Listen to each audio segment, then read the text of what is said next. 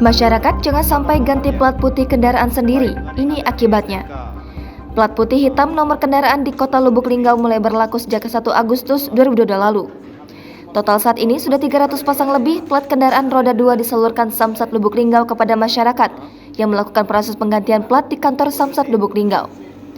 Plat kendaraan atau biasa dikenal TNKB baru ini hanya dianjurkan untuk kendaraan baru atau kendaraan yang telah habis masa berlakunya saja berkaitan dengan STNK.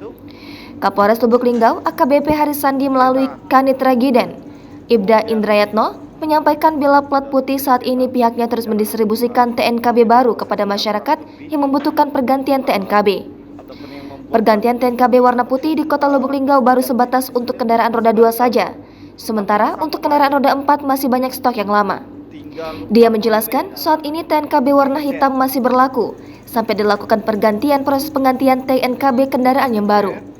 Untuk itu, pemilik kendaraan yang belum waktunya ganti TNKB tak perlu menggantinya asalkan tak ada tunggakan pajak kendaraan atau masa waktu TNKB itu masih berlaku. Indra pun mengingatkan kepada masyarakat Lubuk Linggau jangan pula mengikuti tren di masyarakat saat ini, karena saat ini mulai banyak masyarakat yang menggunakan plat kendaraan putih meski belum waktunya ganti TNKB. Namun sangat disayangkan apabila sampai masyarakat mengganti dan mengecat sendiri TNKB kendaraannya, karena secara dokumen di STNK dengan warna plat kendaraannya pasti akan berbeda.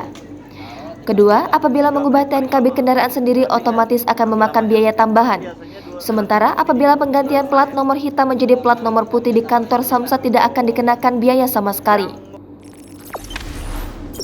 Jangan lupa subscribe, share, komen, dan like ya!